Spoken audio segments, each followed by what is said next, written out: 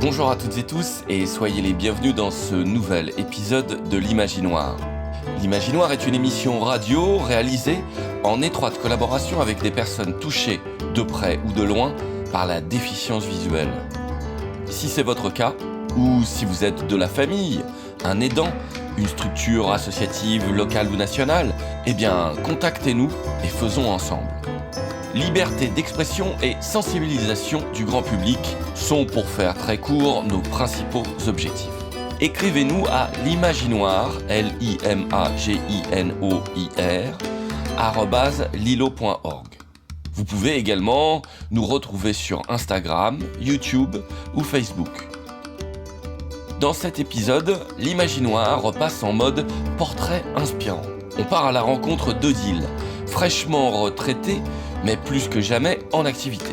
Mais je n'en dis pas plus et lui laisse le soin de vous expliquer tout ça. On vous souhaite une bonne écoute. Odile Fauconne. Et une belle rencontre. Retraitée. Depuis quand ? Depuis 3 ans. Est-ce que c'est la belle vie ? C'est la belle vie. J'habitais un tout petit village. J'ai eu un petit problème visuel à l'âge de 7 ans. Donc une dégénérescence maculaire mais très légère qui m'a empêchée de voir au niveau central. C'est une déficience visuelle centrale mais qui m'a permis de continuer mes études, enfin sans problème. Voilà, c'était juste une petite perte visuelle. Mais c'était vraiment imperceptible. Mes parents s'en sont aperçus parce que je lisais énormément et je m'étais approchée un peu plus du livre. Donc ils se sont un peu inquiétés et c'est là où on s'est aperçu que je n'avais plus de vision centrale. Je ne me suis pas fait plus de soucis que ça, sachant que j'y voyais, que je faisais tout ce que j'avais envie de faire. J'ai eu 2 enfants, j'ai beaucoup voyagé, j'avais une galerie d'art contemporain, je bougeais beaucoup. Voilà, je suis une personne qui... Voilà, ça ne m'a pas empêché de faire plein de choses. C'était très léger. C'est que cette déficience avait un 2e stade. Et le 2e stade, je l'ai eu à 45 ans. Voilà, où j'ai perdu complètement la vue en 6 mois. Totalement, sachant que je vois le clair et le sombre. D'accord. Voilà, c'est très infime. Je ne suis pas complètement dans le noir. Donc c'est important aussi pour, au niveau de ses repères visuels dans sa maison, dans son jardin, dans la rue, voilà. Mais après, ça a été plus compliqué puisqu'il a fallu quand même que je parte dans une clinique de rééducation qui s'appelle la Ramave à Nîmes. Donc je suis partie pendant 4 mois. Donc mon entreprise, à ce moment-là, trouvait des solutions pour que je puisse reprendre mon travail, entre guillemets, normal. Donc quand je suis revenue de ces 4 mois de semi-hospitalisation, puisque j'y allais le soir et le matin et je rentrais le soir, j'avais des cours de ce qu'on appelait de vie journalière. On réapprenait à marcher, à manger, empiler des cubes avec des ergothérapeutes. Voilà, on réapprenait la vie comme un enfant. Et j'ai accepté de jouer le jeu et ça m'a fait énormément de bien. J'étais aussi suivie par une psychologue. Au bout de ces 4 mois, j'ai pu reprendre une activité entre guillemets professionnelle. Alors je me suis mise à mi-temps par contre, à temps partiel.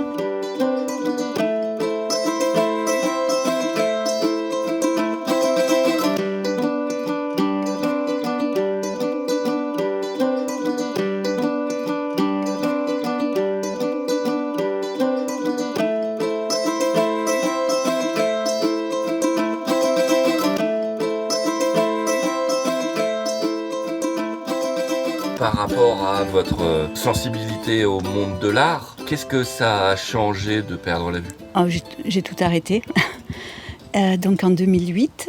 Et j'avais envie de reprendre des repères culturels dans ma ville parce que j'avais fait énormément de gros projets. J'avais travaillé avec des personnes comme Yann Arthus Bertrand, comme Alain Micli, voilà. Et j'avais envie, pour moi, là c'était égoïstement pour moi, de recréer un petit projet culturel. Et il n'y avait qu'une chose à faire, c'était me lancer dans la programmation de pièces de théâtre, de lecture, de poésie. Et comme j'ai un appartement qui est un peu atypique, j'ai pu organiser et créer ce petit lieu donc de 29 personnes. Voilà, je n'étais pas seule. J'ai toujours travaillé avec un entourage qui était partant pour tous les projets, aussi bien pour les projets que de l'association Valentin Oui, que des projets de la Maison de la Parole. On ne peut pas travailler seul si on n'est pas accompagné. Ce que j'ai oublié aussi de dire, c'est qu'en 2008, j'ai rencontré l'association Valentin Oui par le biais d'un ami ophtalmologiste d'Avignon qui m'a obligée à y aller. Et là, je me suis dit, il faut que j'aide ces personnes. J'ai décidé de devenir formatrice en informatique adaptée et de faire évoluer cette activité au sein de l'association, dont je suis devenue présidente aussi pendant plusieurs années. De là, j'ai travaillé aussi pour l'association et la fondation Valentin Oui sur Paris. On était un groupe de 13 personnes et on a créé aussi un institut de formation en informatique adaptée et nouvelles technologies qui rayonne sur toute la France. C'est-à-dire que les personnes qui ont envie de se former et de former par la suite peuvent venir, où tout est pris en charge par la fondation et l'association.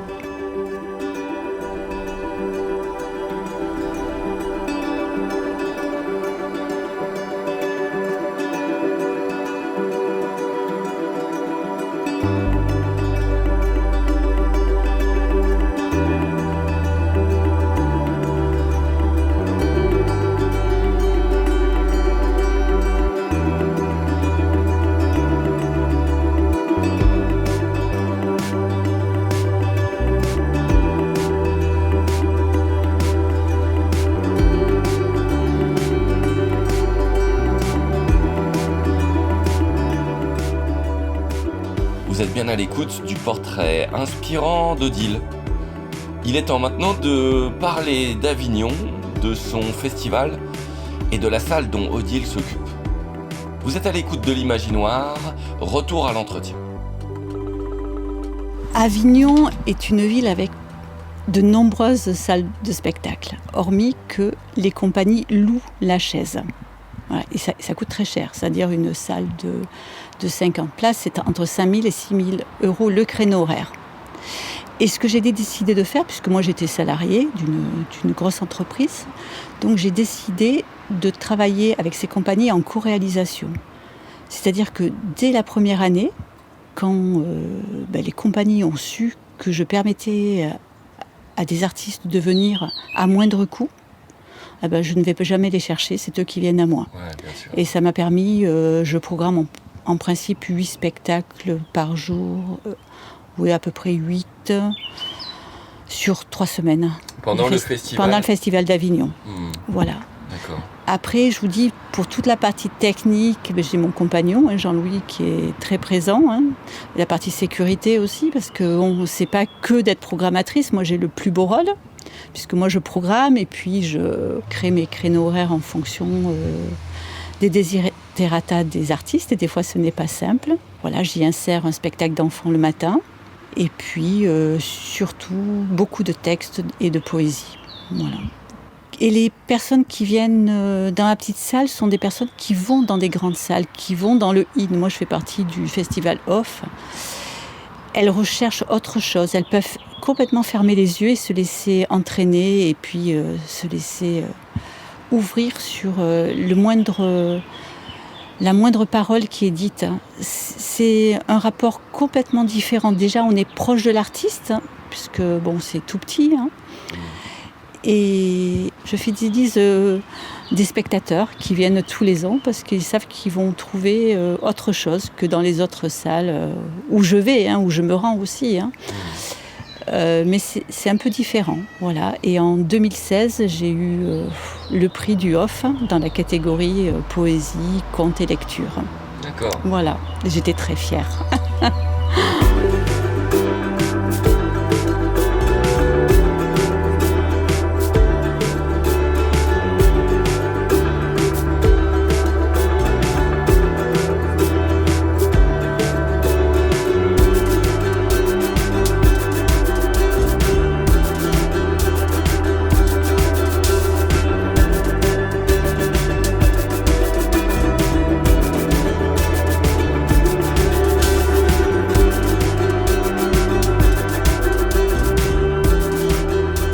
Ah non, il faut s'ouvrir, il faut sortir. C'est pour ça que je prône l'informatique adaptée, tout ce qui est nouvelles technologies.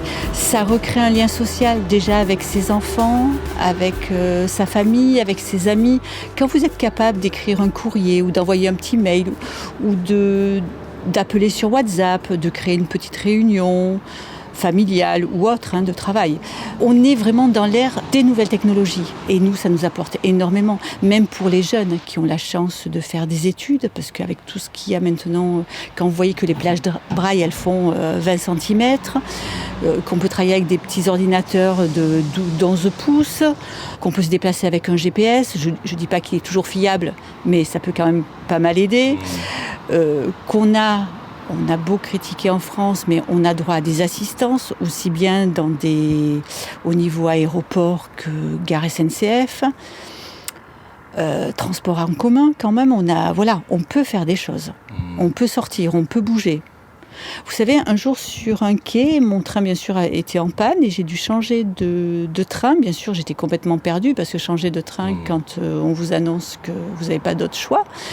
Je suis descendue sur le quai, j'ai demandé à une personne que je sentais à côté de moi en lui demandant si éventuellement il pouvait me prêter son bras pour aller reprendre le deuxième train. Il a accepté sans problème et il m'a dit, vous savez, c'est la première fois que je vois une personne non-voyante voyager toute seule.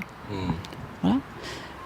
Plus les personnes sortiront avec leur canne blanche ou leur canne jaune pour des personnes qui sont très malvoyantes, plus les gens feront attention et plus on sentira qu'il y a quand même un problème. Parce que, une personne sur 50 dans le Vaucluse est malvoyante.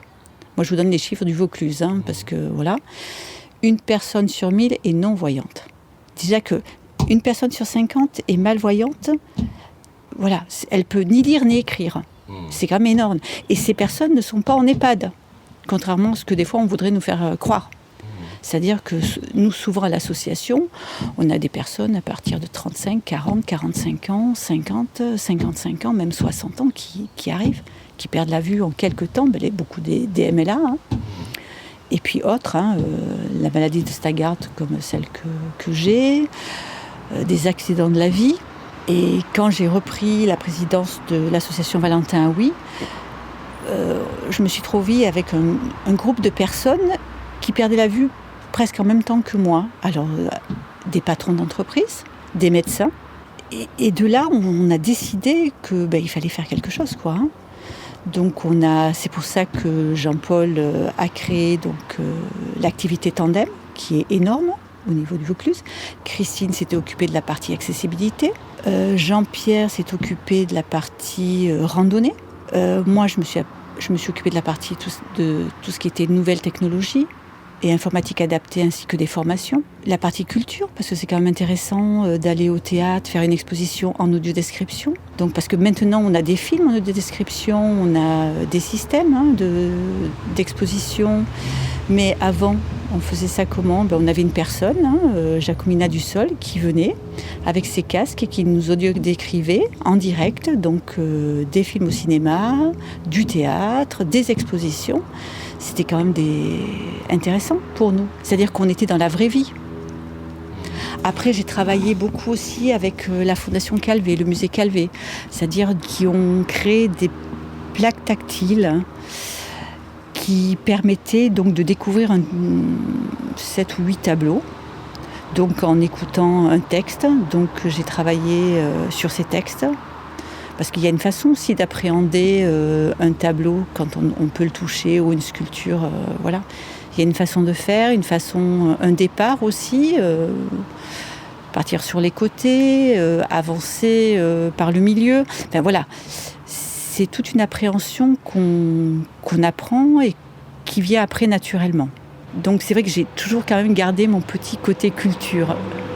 J'ai toujours voulu... je fais beaucoup d'expos avec Jean-Louis, qui m'audio-décrit des tableaux. Alors, soit des tableaux que j'ai déjà vus, l'art contemporain, c'est compliqué, mais soit des peintres contemporains ou autres que j'aime, et ça me permet de vraiment un véritable plaisir. Voilà, je n'y vois pas, mais Mais je vois à travers ses yeux. Pareil, on essaie de voyager le plus possible. Et pareil, tous les paysages, les fleurs. Là, on rentre de Martinique. Je peux vous dire que j'ai touché toutes les fleurs qu'il a prises en photo. Parce que c'est tellement fantastique. Ces fleurs, je ne vous voyais pas, mais vous les imaginez. C'est quand même un petit avantage d'avoir perdu la vue tardivement. Parce qu'on a tous nos repères visuels. Voilà. Alors en France, il y a de moins en moins d'enfants qui naissent non-voyants. Bon, parce qu'on est déjà bien soignés, et heureusement. Donc malheureusement, ce sont des pertes visuelles, soit dans l'enfance plus tardive ou à l'adolescence. Ou alors, je vous dis, plus tard.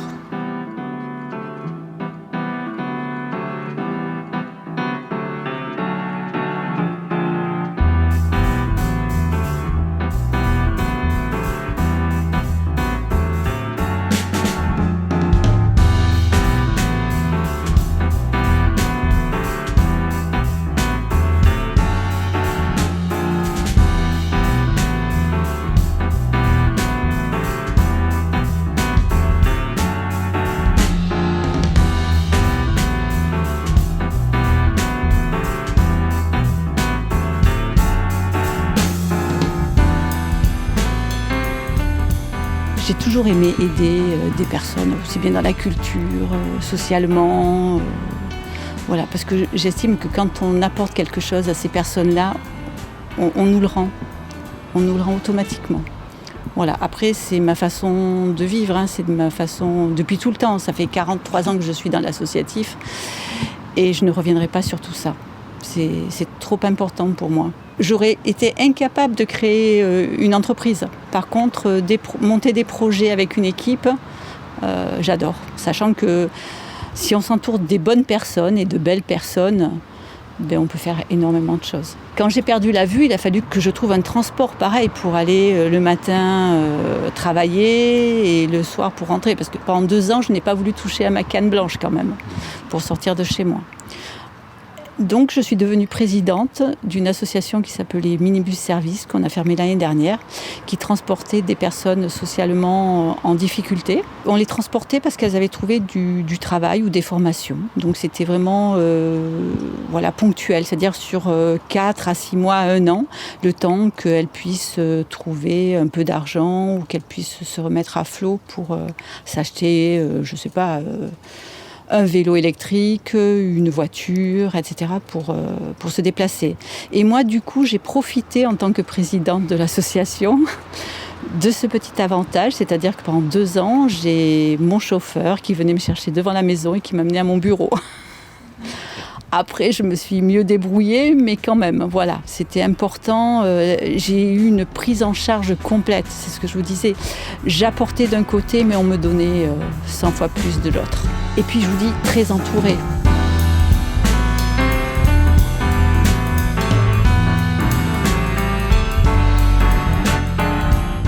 Voilà, l'émission touche à sa fin. Nous sommes toujours en compagnie d'Odile et il nous reste tout de même un petit peu de temps pour aborder un autre sujet important. Vous êtes bien à l'écoute de l'Imaginoire, retour à l'entretien. Moi, je suis toujours contente, je suis toujours heureuse quand on me dit « Ah, il y a ça qui a été fait ». Mais non, il n'y a rien qui est fait. Alors, au niveau accessibilité, c'est catastrophique. Catastrophique au niveau d'une gare comme Avignon et qui vient d'être refaite, qui n'est pas du tout accessible aux fauteuils roulants, admettons. Ils nous mettent des poteaux avec des bords très anguleux, alors que la législation dit qu'il faut des potelets de 2,20 m avec le bout en haut arrondi. J'avouerai qu'il y a beaucoup de choses en accessibilité qui pêchent et on n'arrive pas à faire avancer les choses. Ça, c'est l'accessibilité donc, dans notre entourage immédiat pour nous permettre de nous déplacer beaucoup plus facilement. Il y a une autre accessibilité auquel on ne pense pas, ce sont les sites. Des sites accessibles, il y en a très très très peu. Ça veut dire qu'on se sent toujours un peu mis à l'écart. Alors déjà parce que les images ne sont pas audio-décrites, on ne demande pas qu'elles nous soient audio-décrites complètement, juste, je parle d'Avignon, mais vue du pont d'Avignon sur le Rhône, juste ça, on n'est pas obligé de savoir les couleurs. Des liens, c'est très facile d'avoir des liens sur un site qui sont bien nommés. où on peut aller très facilement, des menus déroulants. Il faut aller au plus simple et malheureusement, ce n'est pas ça qui prime. J'interviens dans des formations de jeunes webmasters à Avenir 84, qui est un centre de formation, pour leur dire effectivement, vous faites des sites très beaux, mais déjà faites attention aux contrastes pour les personnes malvoyantes. Parce que voilà, des contrastes jaune et rouge, c'est extra. C'est-à-dire que les personnes vont vraiment voir soit les images, soit les informations qui vont défiler devant elles. Si vous mettez du bleu sur du vert clair, aucun intérêt, quoi. Et voilà. Donc au niveau accessibilité, ça pêche énormément. Voilà, et je vous dis, il y a des lois, mais les avancements sont très très compliqués. La politique, ce n'est pas d'actualité, et moi, entre guillemets, je dis ce n'est pas la mode. Voilà. Donc non, voilà, cette partie-là pêche énormément. Et personne n'y fait attention, ni les architectes, ni nos élus, tout simplement, alors que ce soit municipaux, d'intercommunalité, députés, enfin voilà, tous. Je les mets tous dans le même sac, puisque de toute façon c'est eux qui pondent les lois et qui signent les contrats. Et rien n'est fait. Alors, vous savez, pour un peu contourner la loi, ce qu'ils font, ce qui est un peu désolant, c'est-à-dire que quand ils nous disent « Ah ben voilà, c'est accessible », alors ils vous mettent un petit panneau braille. Effectivement, bon, c'est bien, des petites bandes podotactiles, voilà. Hormis qu'il n'y a que 5% et encore de personnes qui lisent le braille. Donc les personnes à 45, 50 ans, 60 ans, si elles se mettent au braille, c'est que c'est des personnes qui sont très très fortes. Mais on est tous au lecteur d'écran, à la synthèse vocale. C'est tellement facile. Soit d'interroger, soit simplement d'aller tapoter sur son téléphone, sur sa tablette, ou d'aller taper sur son ordinateur, sur son clavier. Voilà, donc c'est un peu détourner cette loi. Je ne dis pas qu'il ne faut pas de braille, les enfants ont besoin du braille pour prendre à lire et à écrire, et à avancer dans leur vie et à faire des études. Mais nous, qui sommes adultes, lors de notre perte visuelle, non, on ne s'y met pas, déjà parce que c'est très compliqué. Déjà, il faut qu'on apprenne à appréhender des objets, à cuisiner, à repasser, à se déplacer dans notre vie de tous les jours. Donc, j'en connais très peu qui s'y mettent. Il y a des exceptions, bien sûr. Mais voilà. Donc, voilà. Donc, un lieu n'est pas accessible parce qu'il y a une plaque braille. Mais s'il y avait, admettons, je sais pas moi, un petit dictaphone audio ou alors une synthèse vocale qui se déclenche à part une balise, tout simplement, ça serait quand même plus intelligent, et ce qui permettrait qu'on puisse, comme un feu sonore, vous voyez, juste qu'on puisse détecter et savoir où on est. Voilà, tout simplement. Rentrer dans une mairie, rentrer dans un office de tourisme. Nous, on peut passer devant, on a des balises qui coûtent très peu d'argent, mais il faut avoir la volonté de nos institutions, et cette volonté n'existe pas. Voilà, c'est bien dommage.